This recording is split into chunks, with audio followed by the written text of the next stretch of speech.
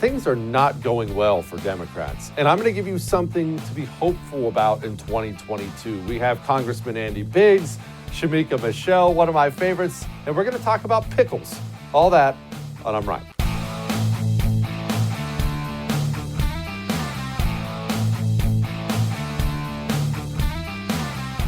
This is I'm Right, and it's time for Dome and Dumber.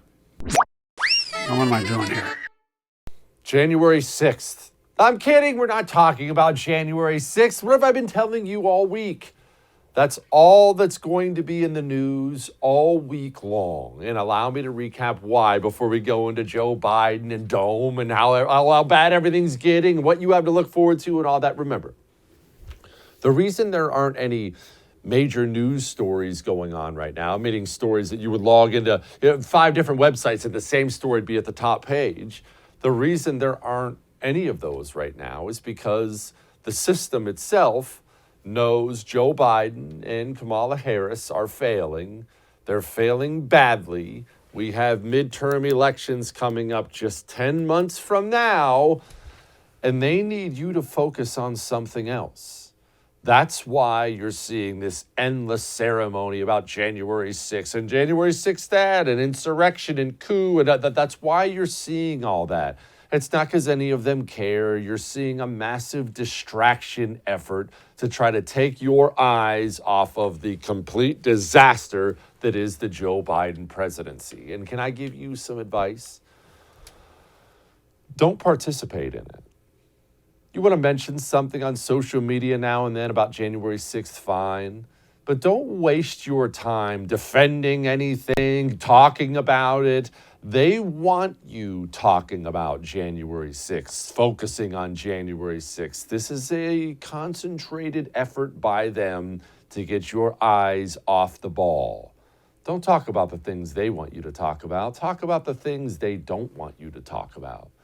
Let's talk about the fact the President of the United States of America is not a functional adult. There's a lot of reason to be hopeful in 2020.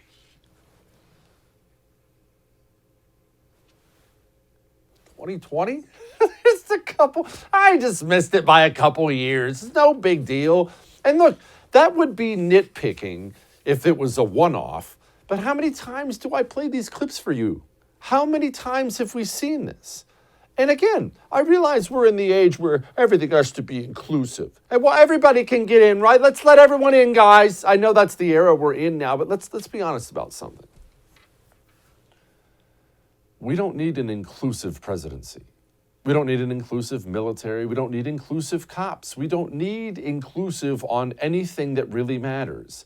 Yes, if we're talking about the local idiot social worker, let's be inclusive as we want right there. For things that actually matter, inclusive is the most overrated thing in the world. Joe Biden shouldn't be president of the United States. And it's not because he's, run by communists. It's because Joe Biden is not a fully functional adult. And I think we can all agree the commander-in-chief of the United States of America should at least be a functional adult who can complete sentences. The world watches when the president speaks. He can't complete sentences on a consistent basis. That should be like the bottom level of the bar you need to get over in order to be president of the United States of America. Look, you know I love working for the First, right? And that's not just me, being nice to my employer. I genuinely love the people. My producer, Matt, is so cool. The bosses are so cool. They never tell me what to say, what not to say. I'm blessed to work here. And they're really, really great people. My old man was having some health problems. Boom, my phone's blowing up. Bosses are the first. You need time off? Whatever you need. They're nice people too, right? Good people. But if I lost my voice permanently, woke up tomorrow morning, I couldn't talk anymore, they're going to fire me. And they should. Part of having a TV show is I have to be able to speak so you can hear me. That's important. Shouldn't be inclusive, right? Being the president of the United States means you should have to complete sentences on a regular basis, like 2 or 3 in a row even. It's crazy, I know. And look, that was the light stuff. Let's go to the dark stuff. We've talked about this before, but remember, almost any atrocity you want to point at in history started out the same way, almost all of them. And immediately your mind goes to the Holocaust, right? But let's set that aside. It's overused. Any atrocity you see where a bunch of people were slaughtered, it began somewhere. It didn't begin with lining people up against the wall and shooting them. It began somewhere else. Almost every single time, it began with consistent messaging from the powers that be that we have this society, right? We have this country, but there's a portion of it. There are these people over here in our country. They're responsible for everything that's going wrong. Those people over there, that minority group, those are the bad guys. Oh, bad economy, it's them. Oh, we got a famine? I bet they're hoarding all the food. We're losing a war? Oh, they must be working with the enemy. It's those guys over there. I've said it before, I'll say it again. The President of the United States of America speaking like this is not just wrong, it's dangerous and it's evil.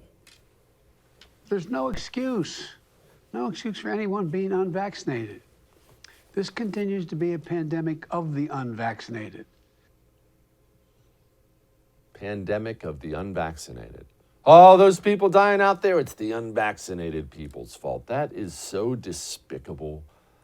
And on to what he said at the very beginning there, there's no excuse. Again, there seems to be some confusion with the politicians in this country. Who do you think you are? I don't owe you an excuse, Mr. President. I don't owe you a reason at all. You can go pound sand for all I care. I don't owe you a thing. You know why I'm not vaccinated? Because I don't want to be, and you can't make me. That's called being a free American. And back to the pandemic of the unvaccinated. CDC's website suggests it's actually a pandemic of the vaccinated as well. More data is needed to know if the vaccine actually prevents severe illness and that breakthrough infections in the fully vaccinated are, quote, likely to occur. That is odd, right? And look, again, I don't judge you if you got a vaccine. Many people got it because there was such a push early on. Some people got it, maybe they have pre-existing conditions. Maybe you're fat. Maybe you thought you were a unique danger for it. I get it. There's no judgment here. I'm not judging you. You make your own decision. Get vaccinated, don't get vaccinated. I don't care. But we also have to keep our eyes open, right? We have to be adults. We have to be willing to accept new information as new information comes in. And so when I hear the president saying things like this, I admit, it gives me questions about the vaccine. For patients who still haven't gotten your kids vaccinated, please get them vaccinated. Look out for their interest here. It's the best way to protect them. And for parents with kids too young to be vaccinated, surround your kids with people who are vaccinated. But vaccinated people are getting and spreading coronavirus. We just heard from the CDC like 30 seconds ago about how breakthrough infections are likely to occur. I don't know that the president knows what the vaccine is being sold as its capability now. He seems to be behind the eight ball. And on to kids. You understand there are people out there right now, people in positions of power out there right now wanting to mandate the vaccine for every child aged 5 and up. And I'll tell you something. You take this for what it's worth, all right? This is not my information. I was on vacation last week, as you know. You didn't get to see my wonderful face on TV, but I was on vacation last week. I was down in Florida, hanging out by the pool on the beach, doing that thing for Christmas. Had somebody come up to me and I got to mingle with some people who recognized me and they were just like to talk. That's fine. Cool. Come on up and talk. And one guy came up and talked and he was this big shot corporate attorney. And his wife was a cardiologist there with him. And one of her doctor friends also was there with him. And we all just got to talk. And it was just because they know what I do. And we were talking about it. And this is what they said. And remember, this guy is not one of these, he's not a hardcore anti-vaccine guy. He has kids, both of them are vaccinated. They had to go to college. I'm not going into the details of it. But his wife, the cardiologist, said, hey, just want to let you know, I've seen this time and time again. For boys, that vaccine, you put it in your body and it's running right to their hearts. It's running right to their hearts. For girls, they take that vaccine and it's running It's a family show. It's running downstairs. It's why you're potentially seeing some fertility issues. Now, that's not me saying it. I'm not a scientist. I'm not a doctor. That's not my advice. That is what a hugely successful doctor just told me to my face, though, on vacation last week. Do with that what you will. And do you remember, by the way, let's change the subject here real quick. Do you remember when Joe Biden slammed Donald Trump repeatedly for not having a plan? There's no testing plan. Why isn't there a plan? I've got a plan. I'm going to implement a plan day one, right? I mean, I remember all that. Apparently we here at The First remember that. As you can see, it's right there on Twitter. Man, this Joe Biden, it's been over a year he's been president. He didn't sound like a man who had a plan. Google, quote, COVID test near me. Go there, COVID test near me on Google to find the nearest site where you can get a test most often and free. Okay, Grandpa. Google, is it on the computer? Can you get the internet on your phone? Honey, can you bring me a Werther's Original? Can we get a president who's functional out here? Yeah, they definitely seem like they have things figured out, right? They had a plan. Look, they don't have a plan. They never had a plan. Their plan was to get elected and just kind of hope everything works out. We are a government, we are a country now completely run by radical communist college kids. We're a country run by people like Jen Psaki. Sure. Do you have a sense of how long the $500 million will be, spread out in terms of timeline? They'll start in January. Yeah. When will all 500 be available? I don't have an update on that at this point in time. Certainly understand the question. I expect as we finalize the contracts, which we're in the process of doing, we'll have more information on that. But again, we expect the first shipment from manufacturers to come soon. Any minute, I'll update you. Well, there's a lot of ins, a lot of outs, a lot of T's to cross and I's to dot. I mean, you wouldn't get it. Yeah, we've seen this story before, haven't we? And Joe Biden, back to Joe and his functionality. You know, Joe Biden's been on vacation for 25% of his presidency. 25% of his presidency has been on vacation. Any other person in any other job goes on vacation 1/4 of the time, they'd be fired. Joe Biden's been on vacation. Let's just be honest. I think we all know why Joe Biden's on vacation.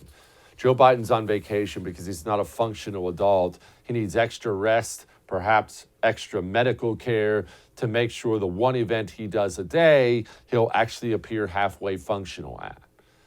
And Democrats are getting frustrated. Remember, as a Democrat, especially going into the midterms, going into whatever election you might be running for, mayor, city council, whatever the case may be, you got a Democrat president, you want to be able to ride those coattails, right? I mean, you still see people doing it with Trump all over the place. I'm a Trump Republican. I'm a Trump Republican. Well, Joe Biden's so unpopular, he's costing people races. They're getting vocal about it. Unfortunately, my party, the Democratic Party, just conveys weakness right now. It almost feels like elder abuse with what's going on with President Biden. He has a hard time putting a sentence together. I think everyone gets nervous, listening to him talk if he's going to mess up. And what we need always, and especially now, is someone who exudes confidence and competence, someone who sets a reassuring tone. And we're not getting that at the top right now. How could he give it to you? He's not a functional adult. You want an ancient, deteriorating man? But you just rally around me, guys. Where's Jill? I need a new diaper. We're not going to get it. And the backup plan, remember, they always knew Joe Biden was hurting, right? They were just going to try to weekend Bernie him into the office and then give him a couple years to the midterms and then kind of shove him on out the back. Hey, Joe, have fun in Florida. Dome, you're up. But Kamala Harris sucks. No, Kamala Harris sucks. Everyone hates her. And what's wild about this is Kamala Harris has somehow combined absurd ambition, the do anything, quite literally anything ambition, with the unwillingness to actually learn about any issue. It's one of the things her ex-staffers continue to complain about. They would try to tell her, hey, this is the information you need to know on this issue so you can appear smart, and she would just blow them off. I mean, here she's being asked about a crisis, kind of an important deal. And does this woman sound like she knows what she's talking about? People, they are going into their third year of this pandemic. You're talking about cost of living. Was it wrong to consider inflation transitory?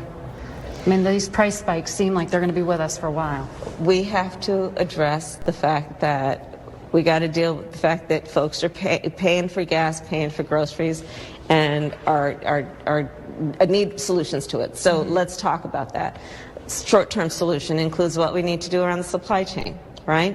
So we went to the ports of Los Angeles, Long Beach, Savannah, Georgia, and said, hey guys, no more 5 days a week, 8 hours a day, 24/7. Let's move the products because people need their product. They need what they need.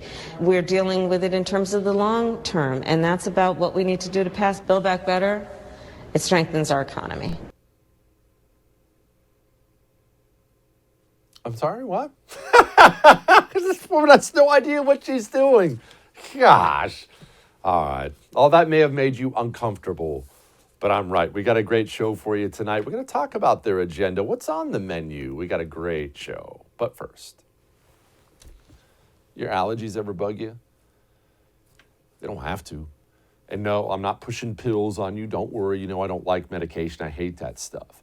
See, I've always had air purifiers in the house. Those big, tall towers of sounds like an airplane going off. I've always had them in the house just to honestly give me some allergy relief. More than anything else, my eyes would itch me to death. And I took allergy medication too, the over-the-counter stuff. I don't have to do that anymore, and I no longer have an air purifier that sounds like an airplane. I have an Eden Pure Thunderstorm. Actually, I have 3 of them. It's just this compact little black thing. It goes right in the outlet in the wall. You hardly even know it's there. It doesn't just take all the odors out of the air. It cleans your air constantly. It fixed my allergies. And they have a deal right now for my viewers. If you go to EdenPureDeals.com and use the code Jesse, you could get a 3-pack for under $200. I own 3 of them. I keep one in my bedroom, one in my son's bedroom, and I keep one in our general living area. EdenPureDeals.com, promo code Jesse. We'll be back.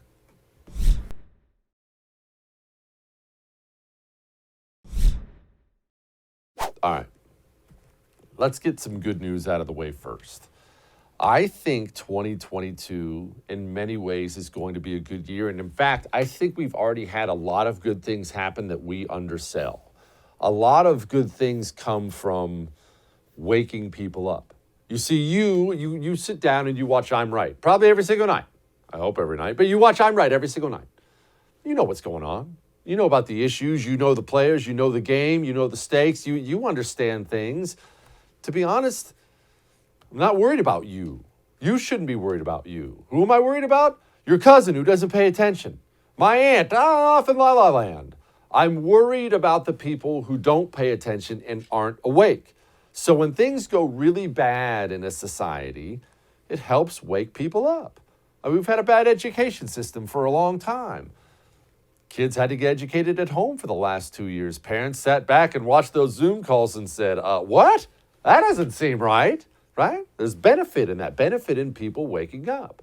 So it was good. We have good things coming. That's the good news. Bad news is this.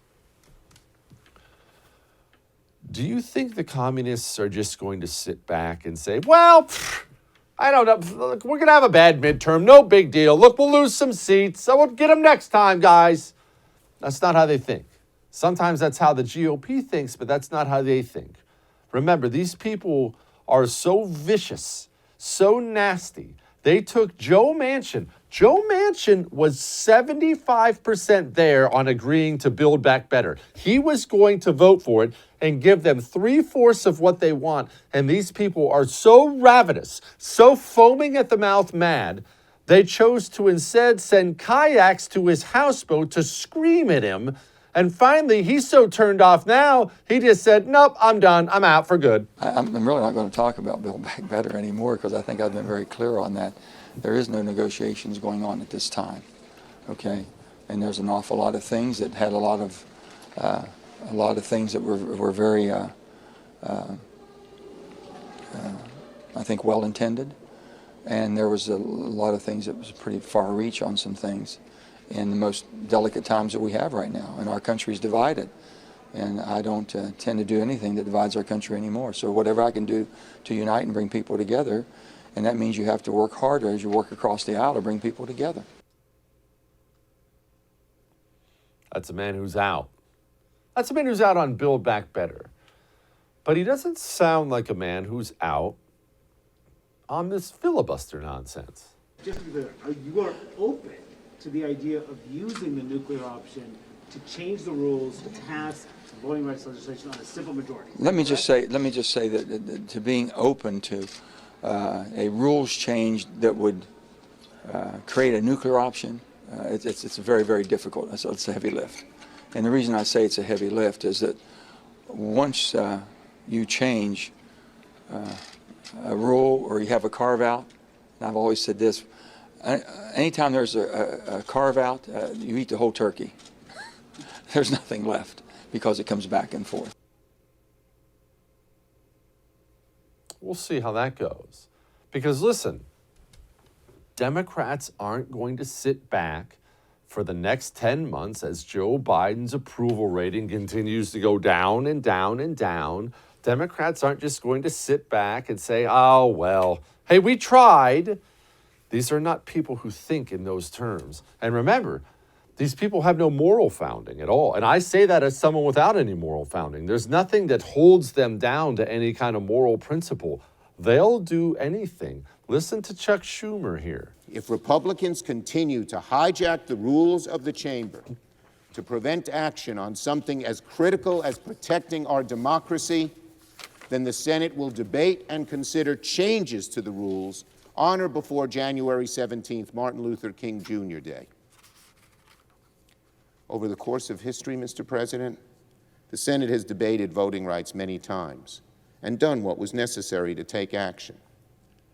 But rarely did our predecessors face the sort of malice that now confronts our democracy from within. Does that sound like a man who's just going to sit back and let 2022 happen? Oh, I don't think he is. You know what? We're going to ask Andy Biggs about several things. January 6th, impeaching Joe Biden. Congressman Andy Biggs joins us next, but first, I know you might be shopping for health insurance right now, and gosh, if you are, I sympathize because I've been there so many times, especially in times when I've been in between jobs or just had a job that didn't provide. I had to go out and shop for my own. What do you pick? There's 1,000 different options and different websites. Let me make it easy for you. One Share Health.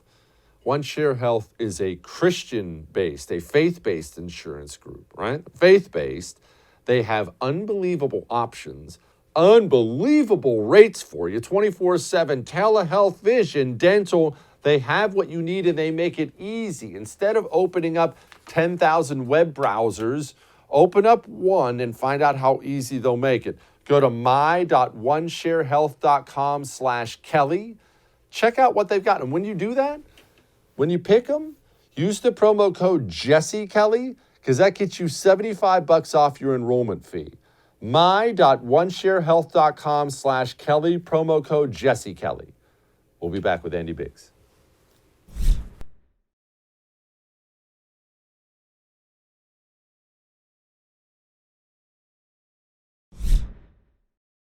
Do you think there's any chance that a Republican House would impeach President Biden?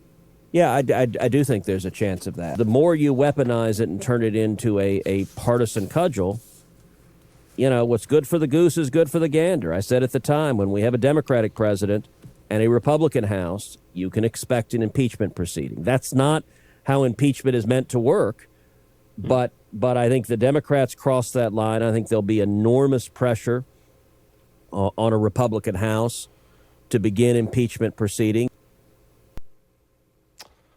Joining me now to talk about that and a lot more is Congressman Andy Biggs from Arizona. Congressman, we're going to set aside your personal views on it. Do you think this is something Republicans should do? And full disclosure, I do. Even if Joe Biden didn't deserve it, which he does, we might as well water down impeachment in the minds of the Americans because we know Democrats are going to do it every other week when they take power again. Let's just get the thing over with. But I ain't saying I'm right. You're the congressman. What say you? Well, I think we've reached the pendulum to the left has gone so far, right? I mean, it's so far over here. 2 impeachments of President Trump.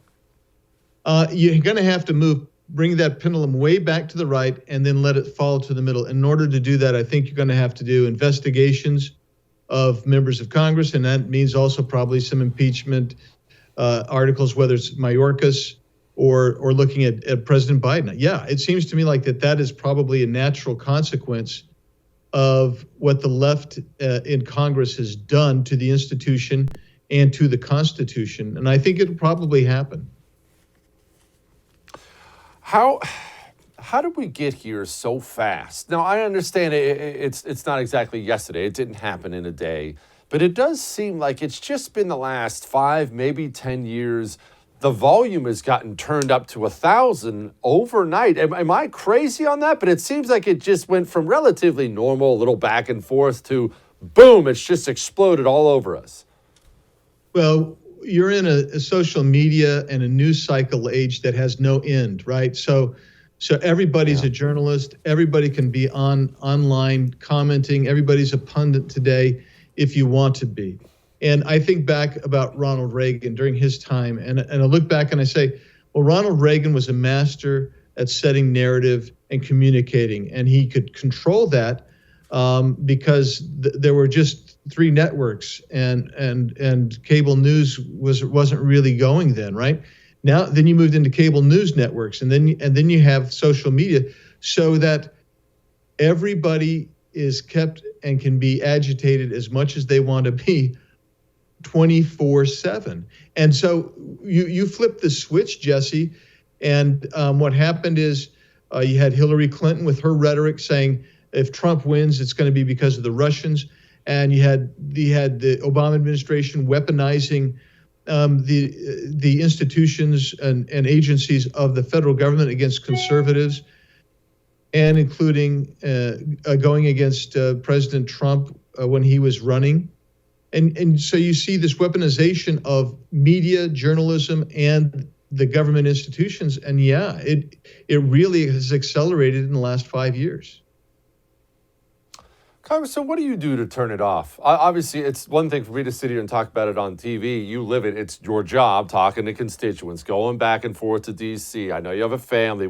What do you do when you just want to get away from it and just stop getting caught up in all of it?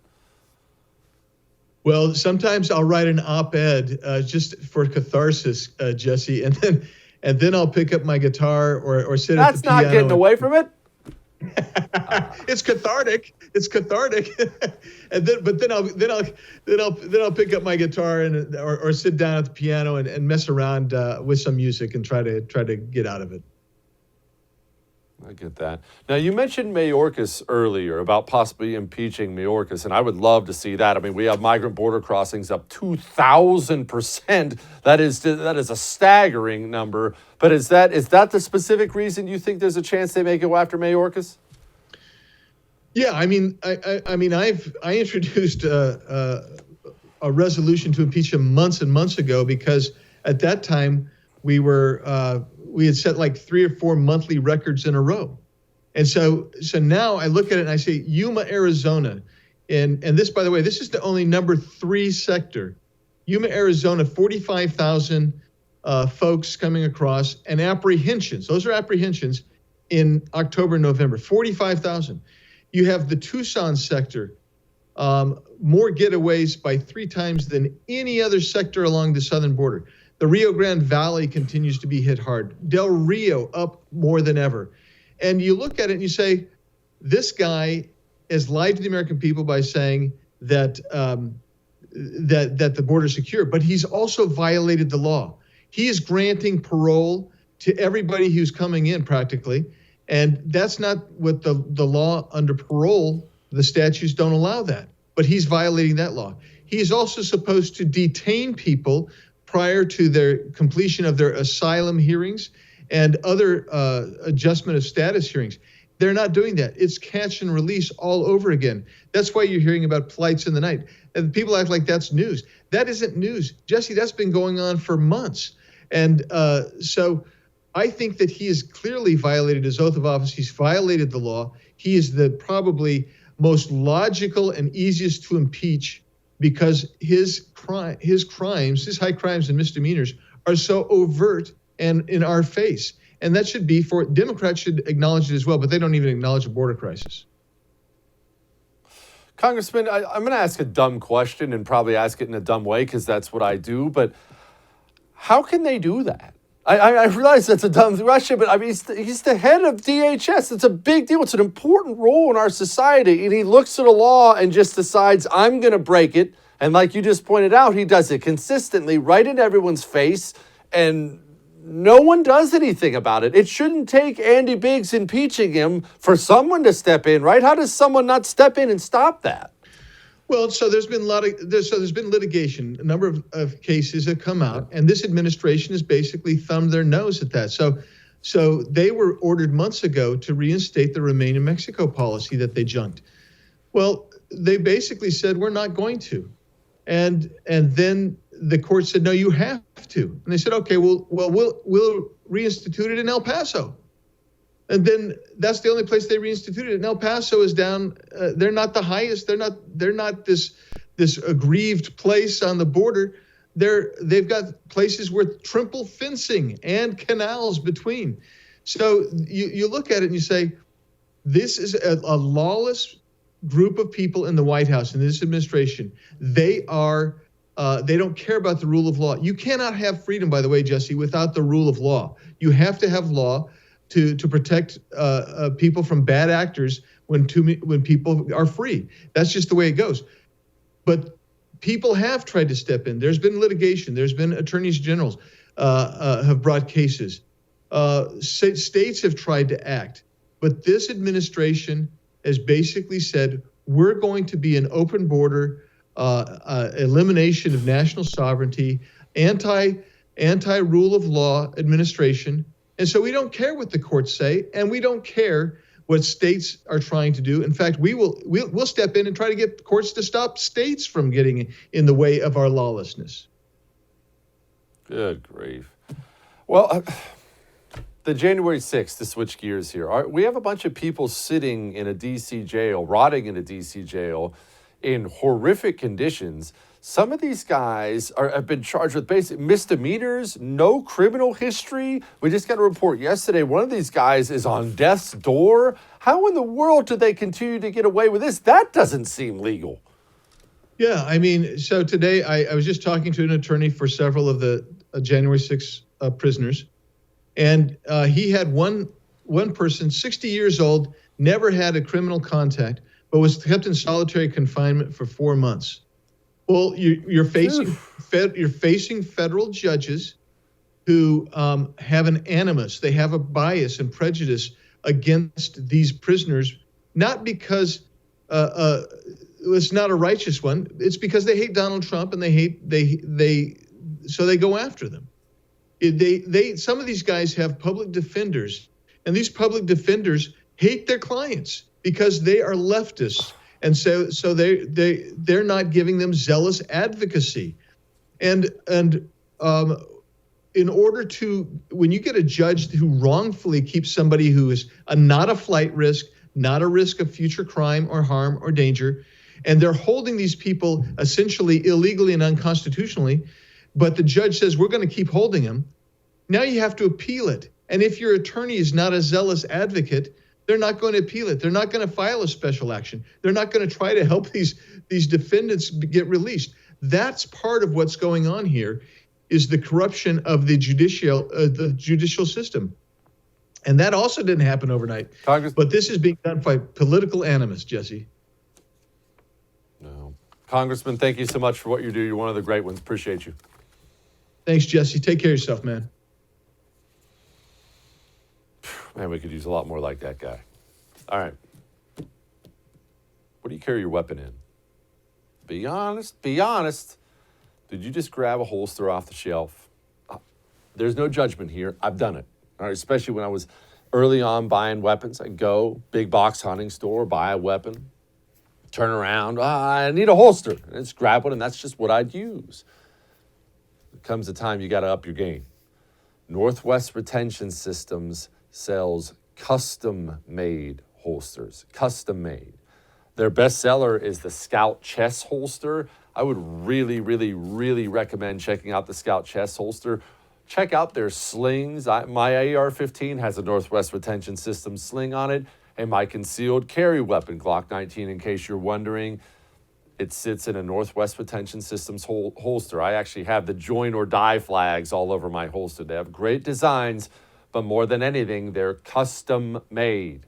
Go to nwretention.com. Use the promo code Jesse and you get 10% off. nwretention.com. We'll be back.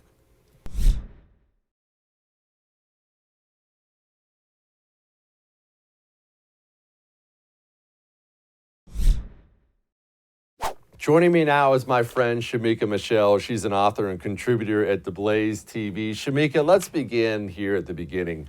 All this January 6th talk this week, it's such an obvious effort at distracting from the real issues that matter to people, and yet it seems like the right falls for this stuff all the time. Why are we so easily led around by our nose? It drives me up the wall. We are so weak, and it bothers me. This is why I love when you say the new right, because you talk about those that need to be strong, that need to be fearless, that aren't afraid to stand up and confront communists. But the right, as I see it, are just so weak. Like, I can't even believe we've let this go on for a year, knowing that it wasn't an insurrection. It's not what the mainstream media has said it is, but yet we continue to let them push this narrative that this was the worst thing in history. Shemeka, we let them push a lot of narratives out there, and we let them to push a narrative about the FBI too. And I'll be honest with you, as a young kid in Ohio, I wanted to be an FBI agent, right? I was 6, 7 years old. I wanted to have the blue jacket on with the yellow letters on the back and the shades and the pretty girl on my arm. The FBI sucks, Shemeka, and I don't trust them at all. I feel like their sights are aimed squarely at people like you and me. I feel like they've become a completely partisan organization. That's a dangerous place for a country to be. Well, as a Black woman growing up in the hood, I guess, I never liked the FBI. I always thought the FBI was shady and couldn't be trusted, but that was because I was used to seeing them take down, I guess, I don't know, drug dealers that I knew. So they've never been friends of mine. Shemeka, we have an aircraft carrier now. It's a really important day in America. We have our first ever nuclear-powered aircraft carrier captained by a woman. And this is actually what I really wanted to talk to you about tonight, is this society we have now. It's not limited to the military, but I go off on that all the time. This society that we have, that everything has to be inclusive now. Do we have enough gays here? We need women. We got to have a lot more women. Why do people care about inclusive? I don't care about inclusive at all. I don't care who's on my staff. I want the best people at all times. Women shouldn't be in the U.S. Navy on deployed naval vessels, let alone commanding the thing. Why is that so hard for people to say? Because people are nuts, Jesse, period. That's what it is. Look, if I'm flying in an airplane, I don't want the person that got the job simply because they were Black or Asian or a woman. I want the person that was capable of flying the plane. I don't understand why that's so hard for people to understand. And we want them included in every single thing. I don't think a gay that's worried about, painting his fingernails is the right person to be on the front line. A woman either. So I don't know why this is so hard for us to accept in the military. I understand we went from don't ask to don't tell to just including everybody. But to me, I don't want a man who would take up space in the pedicure chair because he's more concerned with his feet looking good than fighting for our country. Shemeka, where are all the men in the country to stand up and say the things that apparently we have to rely on now women to say? Why aren't there men out there saying such things? Lots of them. I think so many men have been neutered. As a country, I think America, we've just been, America has been neutered. Men have ran this country since its inception, but where are those men that felt like that was the way it should be? They've all crawled in a cave somewhere or just, put their testicles on a mantle for display, and it's of times past. because what we are saying, it makes sense. When we had roles and we understood where we were as men and where we should be as women, the country ran a lot better. Now that we act as if there's no roles and everybody can do everything, we're in a shambles. And I don't know why people can't see that. It's not a bad thing to be a woman and to be a wife and cater to your husband and take care of your children while the man goes out to make the money and to fight for the country. That's not saying that you're less than. That's saying that you play a different role in society, and that's the way it should be. Amen. All right, which brings us to Vice President Kamala Harris. That brings us to her. She has yet another staffer who has vacated on her. And she, honestly, I find her to be fascinating, Shemeka, because she obviously is an extremely ambitious human being who will do anything to get ahead in life. And yet, she's an idiot. I mean, every time she's interviewed about an issue, it's clearly something she hasn't read anything on at all, so she will do anything to succeed except for read. You know, the last time, Jesse, I said something about the vice president, I got in trouble a little bit. So while I'm here on your show, I would just like to set the record straight. I shouldn't have said what I said because I have no idea if she was actually on her knees, and she could have really been like, look, Ma, no hands. So I want to apologize for any misinformation, but you're absolutely right. She is only in this position because she was considered Black and is a woman, not because she's qualified for the job. Although there's not really much that a vice president does, most of the time we hope that they at least have intelligence and take policies and issues and people seriously, which Kamala Harris does none of these things. She's there for show. She's there because she fit a certain stereotype, and she should have never been in this position to start with. People don't like her. That's just it. Shemeka Michelle, do come back soon, please. Thank you for having me. Yes, ma'am. All right, we got Light in the Mood next.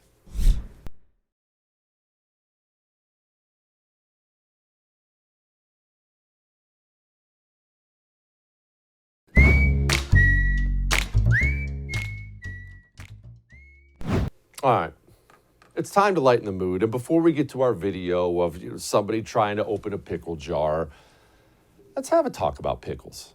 Because I've had this on my mind a lot lately. I think about the heavy stuff, obviously, when I'm not here talking to you on TV, but I can't decide about pickles. And this is what I mean. If I get a cheeseburger, and they serve me one of those pickles with it. Not on the burger, but on the side. A big old dill pickle of some kind. I'll eat the pickle. I'll at least take a couple bites of the pickle, and I don't dislike it at all. If I'm watching a game, having a couple Bud Heavies, and someone orders some fried pickles, a little ranch to dip it in, I'm going to reach over and I'm going to munch a little bit. It's fine. But when they put them on sandwiches, it's not as if the pickle becomes gross when it comes onto the sandwich.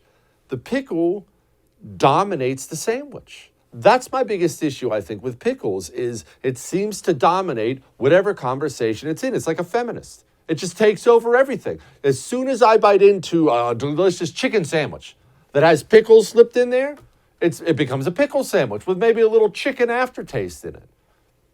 That's a long way of saying I'm undecided on pickles. Maybe this girl should be undecided on pickles. Girl, no.